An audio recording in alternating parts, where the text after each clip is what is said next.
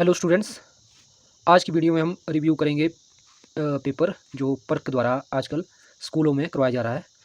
तो पर्क जो है न्यू एजुकेशन पॉलिसी के तहत 2020 को जो आई है उसके बाद जो स्कूल्स में एग्ज़ाम कंडक्ट करवा रहा है। तो आज हम इसका एग्ज़ाम का रिव्यू करेंगे। ये जो क्लास 9th का एग्ज़ाम है, तो इसमें हम मैथ्स के सेक्शन को देखेंगे।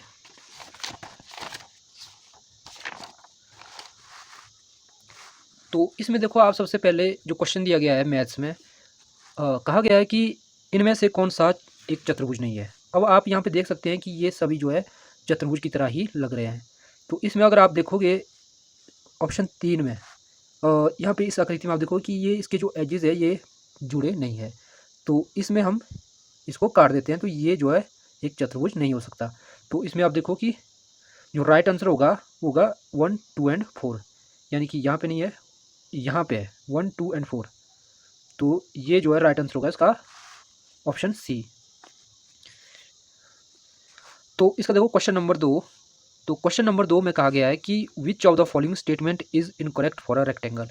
तो इसमें से यहाँ पे जो स्टेटमेंट दी है इसमें बताना है कि कौन सी जो स्टेटमेंट है जो आयत के विषय में सही नहीं है। तो सबसे पहले इसमें हम आयत को बना देते हैं। तो यहाँ पे आप देखो कि हमारे पास स्टेटमेंट दी गई है। देखो पहली स्टेटमेंट है, एक आयत में सम्मुख भुजाएं समांतर होती है। तो देखो सम्मुख भुजाएं, ये जो सम्मुख भुजाएं सामने वाली, ये जो समांतर होती है यानी पैरेलल होती है। आप देखो यहाँ पे ये पैरेलल है, तो ये तो सही है। तो ऑप्शन बी दे रहा है कि एक आयत के दोनों विकर्णों की लंबाई बराबर होती है। तो अगर हम इस तरह से विकर्ण ड्रॉ करते हैं और यहाँ से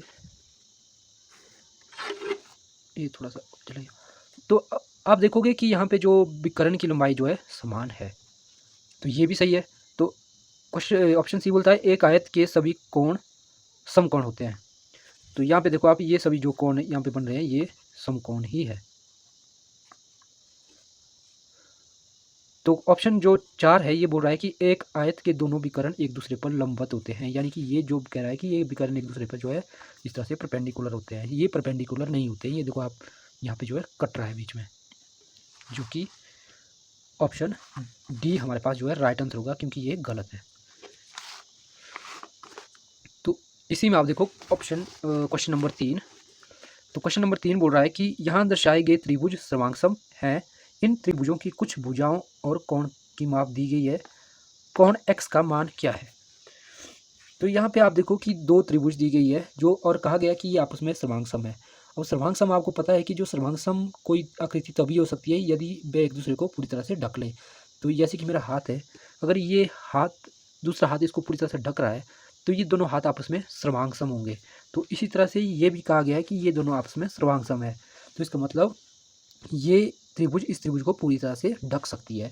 तो इस तरह से आप देखो कि यहाँ पे आप देखो ये त्रिभुज यहाँ पे इस तरह से रखी गई है, यानी कि ये वाली साइड यहाँ पे है और ये वाला एंगल इस तरह से यहाँ पे हो गया। और इसी तरह से अगर देखो तो ये वाला एंगल आएगा यहाँ पर, यानी कि यहाँ पे आएगा 49 डिग्री। ओके, तो यहाँ पे मैं थोड़ा सा जूम कर लेता हूँ। तो ये इस तरह से होगा। तो इस पे आप देखो कि हमें पूछा गया है कि x का मान क्या है, जो x यहाँ पर है। तो x का जो मान होगा ये होगा, आपको पता है कि जो त्रिभुज के जो तीनों कोण होते हैं इनका मान होता है 180 डिग्री, यानी कि 180 डिग्री मान होता है त्रिभुज के तीनों कोणों का। और यहाँ पे जो तीनों कोण दिए गए हमारे पास वो है 49 degree plus 81 degree plus x degree. तो ये तीनों का मान होना चाहिए 180। तो यहाँ पे अगर x की वैल्यू हम निकालें, ये होगी x equal to 180 minus 49 plus 81। तो 180 से इसको माइनस करेंगे तो ये होगा 9 1 10 और 8 4 12 1 13, यानी कि ये आपके पास आएगा x equal to 50 degree. Okay, तो अब 50 देखो यहाँ पे कहाँ दिया ऑप्शन में 50 डिग्री, तो ये ऑप्शन होगा आपके पास करेक्ट आंसर। तो यहाँ पे अब देखो क्वेश्चन नंबर 4। तो क्वेश्चन नंबर 4 में कहा गया है कि इस आकृति में PQ एक सीधी रेखा है, कोण PRS का माप क्या है। तो एक जो है पी क्यू एक सीधी रेखा है, तो पी आर और एस का हमें माप ज्ञात करना है। तो आपको पता है कि एक सीधी रेखा पे जब इस तरह से जो कोण कंप्लीट होता है, ये होता है टोटल 180 डिग्री का। तो यहाँ पे जो ये टोटल कोण होगा 180 डिग्री इसका सम होगा। और अगर आप यहाँ देखो, ये जो दो कोण दिए गए यहाँ पे हमारे पास, इनका माप है ये 2x और 7x, यानी कि 2x प्लस 7x का माप होगा 180 डिग्री। तो हमें कहा गया है कि हमें x का मान ज्ञात करना है, हमें जो है पी आर और एस का मान ज्ञात करना है, यानी इस वाले एंगल का। तो इस वाले एंगल को ज्ञात करने के लिए सबसे पहले हमें x का मान फाइंड करना पड़ेगा, यानी कि x 2x plus 7x equal to 9x, यहाँ लिख लेता हूँ मैं, इक्वल टू 180 डिग्री। तो x बराबर होगा, यहाँ से कट जाएगा 9 से 9 दूनी 18 20, तो x आएगा 20 डिग्री। तो 20 डिग्री का मतलब ऑप्शन ए राइट आंसर है। तो अब देखो क्वेश्चन नंबर 5 जो कहता है, यहाँ एक घन का चित्र दिखाया गया है तथा इसके किनारे को दर्शाया गया है। घन में कुल मिलाकर कितने किनारे हैं?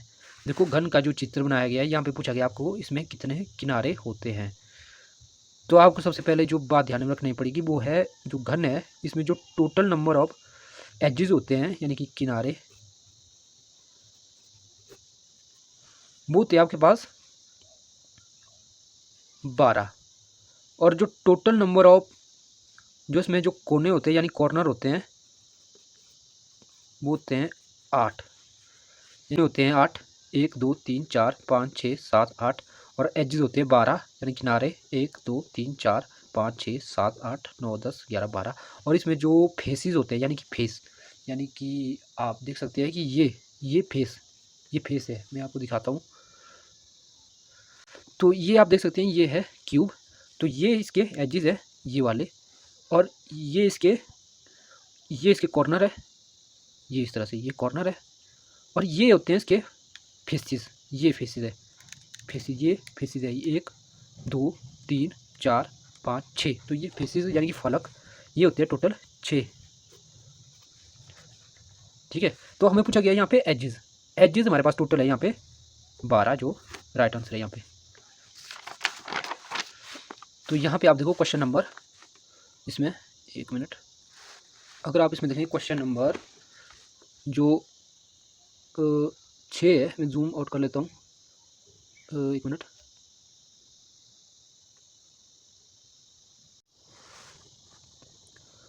अब देखो इसमें क्वेश्चन नंबर 6, तो क्वेश्चन नंबर 6 में पूछा गया है कि यहाँ दिखाए गए समांतर चतुर्भुज ABCD का क्षेत्रफल कितना है। तो हमें यहाँ पे जो पैरेललोग्राम दी है, इसका एरिया निकालना है। तो पैरेललोग्राम का जो एरिया होता है, ये होता है बेस इंटू हाइट। तो बेस यहाँ पे दिया है 4.5 और हाइट दिया है 2.2। तो यहाँ पे आपको सिंपल इतना ही करना था, यानी 4.5 इंटू 2.2, यानी 5 दूना 10, 4 दूना 8 1 9, 5 दूना 10 और 4 दूना 8 1 9। तो ये आपके पास आना था, यहाँ पॉइंट लग जाएगा 9.90, ये अलग है यहाँ पे। तो 9.90 यानी कि 9.9 काउंट करेंगे हम इसको। तो ऑप्शन सी राइट आंसर। तो क्वेश्चन नंबर 7, ये देखो बोलता है कि जतिन ने दोपहर से अर्धरात्रि तक 12 घंटे की अवधि में हर 2 घंटे में अपना कमरे का तापमान रिकॉर्ड किया। परिणाम रेखा आरेख में दिखाए गए हैं। तो इसमें आपको बताना है जतिन द्वारा रिकॉर्ड किए गए उच्चतम और न्यूनतम तापमान के बीच अंतर क्या था। तो जो हाईएस्ट टेम्परेचर जो नोट किया है और जो लोएस्ट टेम्परेचर नोट किया है, इसके बीच का डिफरेंस दिखाना है। तो जो हाईएस्ट टेम्परेचर आप इसमें देख सकते हैं कि ये जो है यहाँ पे बाई एक्सिस पे दिखाया गया है, टेम्परेचर दिया है, और एक्स एक्सिस पे यहाँ पे टाइम दिया है। तो इसमें आप देखो जो बाई एक्सिस पे जो हाईएस्ट टेम्परेचर यहाँ पे किया है, यहाँ पे, तो ये जो हाईएस्ट टेम्परेचर है ये है 50 डिग्री, और जो उसका लोएस्ट टेम्परेचर है, न्यूनतम जो उसने नोट किया है, वो किया है यहाँ पे मिडनाइट को 10 डिग्री, यानी कि यहाँ पे टेम्परेचर है तो 10 डिग्री, यानी कि 50 माइनस 10 ये आएगा 40 डिग्री। तो इनके बीच का अंतर होगा 40 डिग्री, सिंपल सा था। तो 40 डिग्री हम देखेंगे ऑप्शन में, ये आपका राइट आंसर होगा। तो इसमें आप देखो क्वेश्चन नंबर 8, तो क्वेश्चन नंबर 8 में आप देखो कि इसमें दिया गया है, तो इसमें कहा गया है कि राखी 10 किलोमीटर पर आवर की गति से चलकर 12 मिनट में एक निश्चित दूरी तय करती है। 8 किलोमीटर पर आवर की गति से चलकर समान दूरी तय करने में उसे कितना समय लगेगा। तो हमें यहाँ पे समय टाइम को फाइंड करना है। तो टाइम के लिए हम देखो सबसे पहले जो राखी की स्पीड दी गई है 10 किलोमीटर पर आवर और उसका जो टाइम दिया गया है। तो हमें पता है जो टाइम इंटू स्पीड होता है ये दूरी होता है। तो सबसे पहले हमें दूरी निकालनी होगी इसमें, यानी कि स्पीड दी है 10 किलोमीटर पर आवर और टाइम दिया है 12 मिनट। तो स्पीड इंटू टाइम होने पड़ा है गति इंटू समय इक्वल टू दूरी, यानी कि 12 इंटू 10 इक्वल टू 120। ये जो है डिस्टेंस आएगा आपके पास। स्पीड इंटू टाइम मैं लिख लेता हूँ, speed into time equal to distance. तो ये आपके पास आई टोटल दूरी। अब आपने बताना है कि 8 किलोमीटर पर आवर की गति से बस समान दूरी तय करने में कितना समय लगेगा। तो हमें समय फाइंड करना है इसमें, समय यानी कि टी को फाइंड करना है। तो टोटल डिस्टेंस है हमारे पास, टोटल डिस्टेंस है 120, यहाँ 120 किलोमीटर, और जो है स्पीड है 10 किलोमीटर की। अच्छा, अभी हमने 8 के लिए फाइंड करना है, यानी कि 8 किलोमीटर पर आवर की स्पीड से कितना टाइम लगेगा। यहाँ लिख लेंगे हम 8, तो इसको रेस कर 8 लिख लेंगे हम यहाँ पे। तो 8 से देखो आप 8 8 एकम 8 8 एकम 8 और 4 बजेगा, 8 5 40, तो यानी कि 15 आ जाएगा हमारे पास, 15 मिनट। तो यहाँ पे ऑप्शन से ए इसका सही हो जाएगा, 15 मिनट। तो इसमें आप देखो क्वेश्चन नंबर 9। तो क्वेश्चन नंबर 9 कहता है यहाँ कुछ संख्याओं के अभाज्य गुणनखंड दिखाए गए हैं, इनमें से कौन पूर्ण वर्ग हैं। तो हमने बताना है कि कौन इसमें से पूर्ण वर्ग है। तो अब अगर देखो कि कोई भी संख्या अगर पूर्ण वर्ग, किसी भी संख्या का जो पूर्ण वर्ग होता है उसके लास्ट में 2 नहीं आता है, यानी कि 2 3 7 8 ये कभी नहीं होंगे वहाँ पे। तो यहाँ पे 2 है तो ये तो नहीं होगा। और यहाँ पे देखो ये वैल्यू भी स्क्वायर में है, ये भी स्क्वायर में है, ये भी स्क्वायर में है, तो इसका जो मल्टीप्लिकेशन एक स्क्वायर नंबर होगा। और यहाँ पे भी ये 3⁴, यानी कि इसको ये भी स्क्वायर में होगी, 2 टाइम्स लिखेंगे उसको, 3 × 2 3 × 2 ये भी स्क्वायर में आएगा। तो ये भी स्क्वायर में, ये भी स्क्वायर में, तो ये भी एक स्क्वायर में होगी। तो ये दोनों ठीक है, यानी कि ऑप्शन 2 और 3 दिया गया है, ओनली 2 और 3, तो ऑप्शन ये हमारे पास ठीक है। तो क्वेश्चन नंबर 10, अब देखो क्वेश्चन नंबर 10 में बताया गया है नीचे बेरफ कार्य दिखाया गया है जो नवीन ने किसी संख्या का अभाज्य गुणनखंड ज्ञात करने के लिए किया था। तो इस संख्या को किस सबसे छोटे पूर्ण संख्या से गुणा करना चाहिए ताकि यह पूर्णघन बन जाए। तो यहाँ पे आप देखें कि नवीन ने जो अभाज्य गुणनखंड निकाले वो इस प्रकार है, 2 × 2 × 3 × 3 × 3 × 11। अब आप देखो कि यहाँ पे जो हमारे पास 2 × 2 है, ये तो 2 का स्क्वायर हो गया, यानी कि हमें चाहिए क्यूब। तो हमें क्यूब के लिए हम इसमें 2 से मल्टीप्लाई करेंगे, तो ये 2 का क्यूब हो गया, यहाँ पे 3 का क्यूब हो गया, और यहाँ पे हम 11 को मल्टीप्लाई करेंगे 2 बार, तो 11 का क्यूब होगा। तो इस तरह से हमारे पास एक परफेक्ट क्यूब बन जाएगा। तो यानी कि हमने मल्टीप्लाई किया 2 11 और 11, यानी कि ऑप्शन बी यहाँ पे राइट आंसर होगा, 2 × 11 × 11।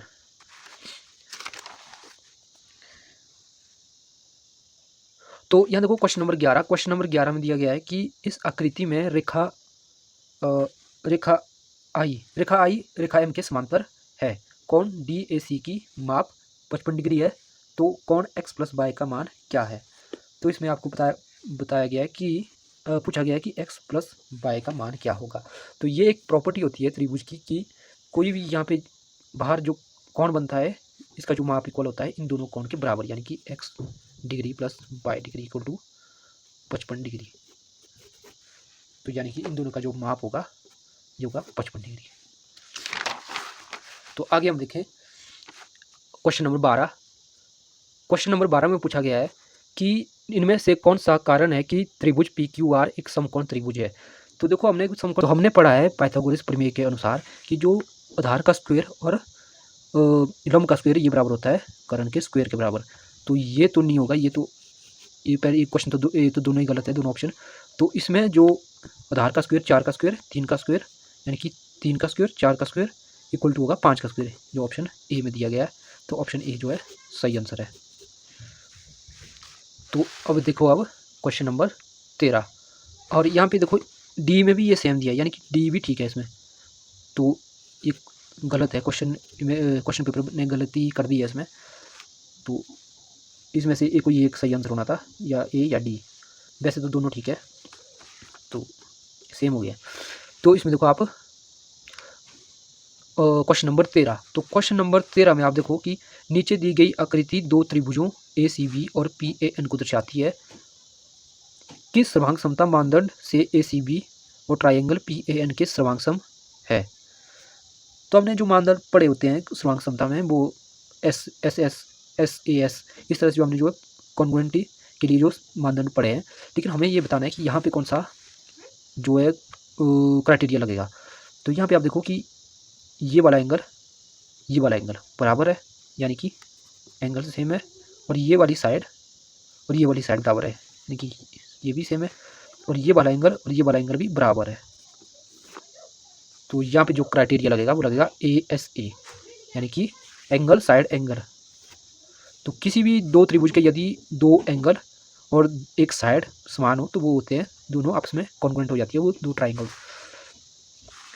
तो क्वेश्चन नंबर 14 देखो, उपरोक्त आकृति में छायांकित क्षेत्र का क्षेत्रफल क्या होगा। यानी कि ये जो शेडेड पोर्शन है इसका जो क्षेत्रफल ज्ञात करना है।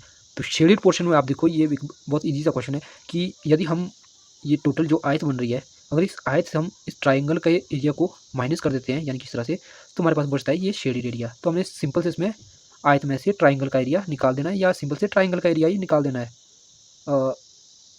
नहीं, हमें इसमें जो है आयत में से ट्राइंगल का एरिया ही निकालना होगा। तो आयत का देखो इसमें जो एरिया होगा ये होगा 16 × 6, यानी कि लंबाई गुना चौड़ाई 16 × 6, ये होगा 16×96 सेंटीमीटर स्क्वायर।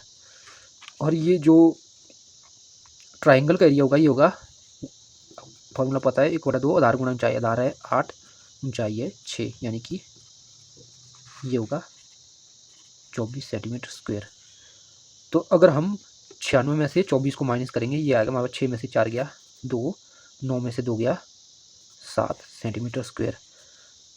तो ये वाला एरिया होगा हमारे पास 7, ये वाला एरिया आएगा 72 सेंटीमीटर स्क्वायर, जो हमारे से पूछा गया है। जो इसका जो राइट आंसर होगा ऑप्शन डी। ठीक है,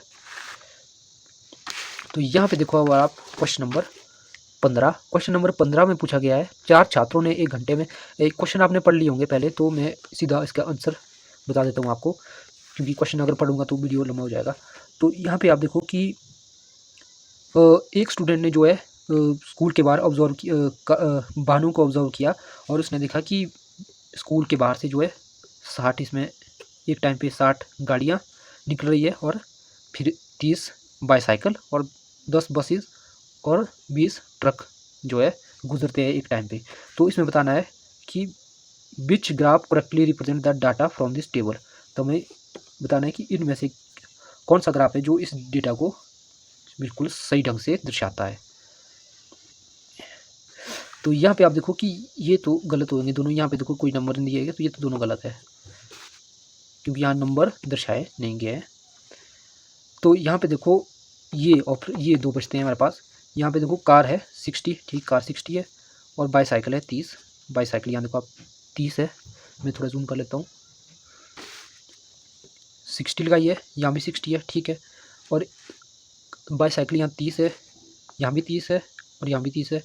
और यहाँ देखो बसेस यहाँ पे 10 है, यहाँ 10 बसेस है, लेकिन यहाँ पे देखो 20 बसेस है। तो ये तो गलत होगा, तो ऑप्शन होगा ये, ठीक, यानी कि ए ऑप्शन। तो क्वेश्चन नंबर इसमें 16 देखो, क्वेश्चन नंबर 16 में कहा गया है कि एक मछली घर में मछली एक्स और वाई को उनकी लंबाई के अनुसार खाना दिया जाता है। यहाँ पे 2 मछलियाँ दिखाई गई है। तो कहा गया है कि मछली एक्स की लंबाई 15 सेंटीमीटर है और उसे 9 ग्राम भोजन मिलता है। मछली वाई को उसके वजन के आधार पर कितना भोजन मिलेगा। तो 15 ग्राम की मछली है, इसे भोजन मिलता है 15 सेंटीमीटर।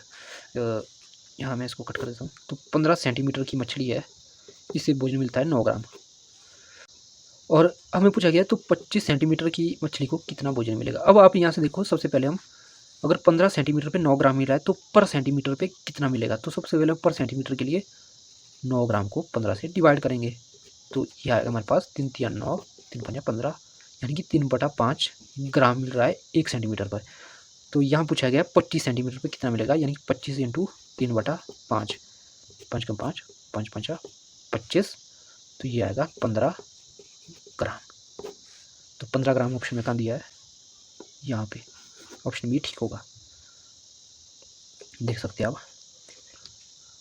ठीक है, तो आगे देखो इसमें,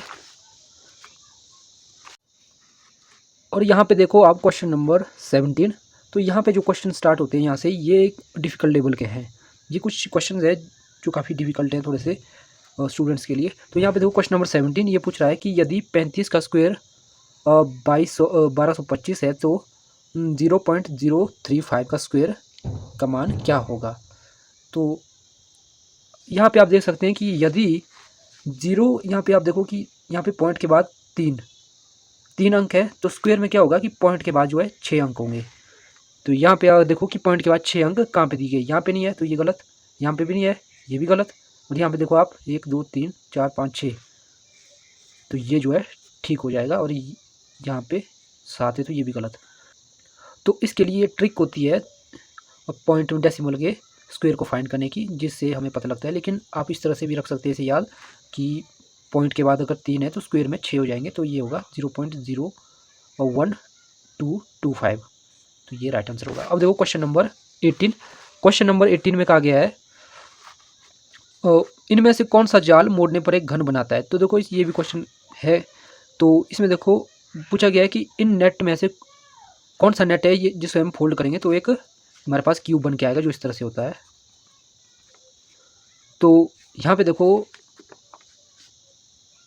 ऑप्शन बी, ये जो इसको आप देख सकते हैं कि यदि हम इसे फोल्ड करेंगे यहाँ से और यहाँ से फोल्ड करेंगे तो ये दोनों ये साइड से कवर हो जाएगा, और यहाँ से ये इस साइड से कवर हो जाएगा, और ये जो है से इस साइड से कवर करेगा, और ये वाला नीचे से, और ये टॉप कवर कर लेगा। तो ये जो है हमारे पास एक क्यूब बनकर तैयार होगा। तो ये जो है इसका जो ऑप्शन होगा, आई थिंक इसका ऑप्शन होगा 2, ऑप्शन बी। क्योंकि यदि हम इसको देखें तो ये हमारे पास, अगर इसको हम यहाँ से फोल्ड करते हैं तो ये होगा ये, और ये तो साइड से कवर हो जाएंगे, ठीक है। अगर इसको हम ये जो है से नीचे से कवर करेगा, और ये जो हमारे पास यहाँ पे रह जाएगा, और ना यहाँ पे हमारे पास टॉप कवर होगा। तो ऑप्शन 3 तो गलत है। तो ऑप्शन 4 देखो, ऑप्शन 4 में हम देखेंगे ये साइड से कवर करेंगे, और ये जो है इस साइड से कवर करेगा, और ये नीचे से कवर करेगा, लेकिन ये यहाँ पे भी टॉप रह जाएगा। तो इसका जो करेक्ट आंसर है ये होगा ऑप्शन बी। अब इसको भी चेक कर सकते हैं, लेकिन मेरे जो चेक किया तो मेरे को लगा कि बी हो जाएगा।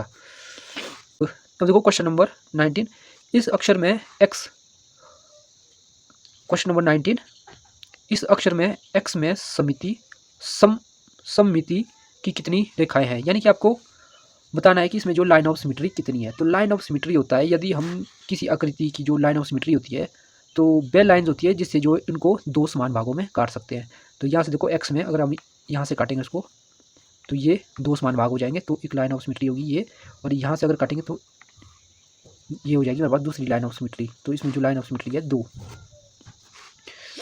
तो क्वेश्चन नंबर 20। अब देखो क्वेश्चन नंबर 20 दिया गया है, यहाँ दिखाई गई आकृति का क्षेत्रफल सेंटीमीटर में क्या है, ये देखो। तो इसमें पूछा गया है, तो यहाँ पे देखो, यहाँ पे बच्चे कंफ्यूज हो जाएंगे कि ये जो आकृति दी गई है ये ना तो त्रिभुज में है, ना ये पूरी आयत है, और ना ये स्क्वायर है यहाँ पे दिख रहा है। तो इसका क्षेत्रफल कैसे निकालें। तो इसका जो क्षेत्रफल है वो हम इस तरह से ज्ञात करेंगे। यहाँ पे आप देखो कि यदि मैं यहाँ से एक लाइन यहाँ खींच लेता हूँ तो यहाँ पे ये एक आयत कंप्लीट हो जाती है, ठीक है। यहाँ पे एक आयत कंप्लीट हो जाती है और ऊपर एक बर कंप्लीट हो जाता है। तो हमने क्या करना है कि इस टोटल का क्षेत्रफल ज्ञात करना है। तो हमें बर का क्षेत्रफल ज्ञात करेंगे और आयत का क्षेत्रफल ज्ञात करेंगे, और टोटल क्षेत्रफल आ जाएगा। तो यहाँ पे देखो आयत का क्षेत्रफल होता है लंबाई गुणा चौड़ाई, यानी कि लंबाई है 12 और चौड़ाई है देखो यहाँ ये जो टोटल चौड़ाई है ये है 8। तो यहाँ पे जब हमने कट मार दिया तो यहाँ पे ये जो चौड़ाई बचेगी ये बचेगी हमारे पास,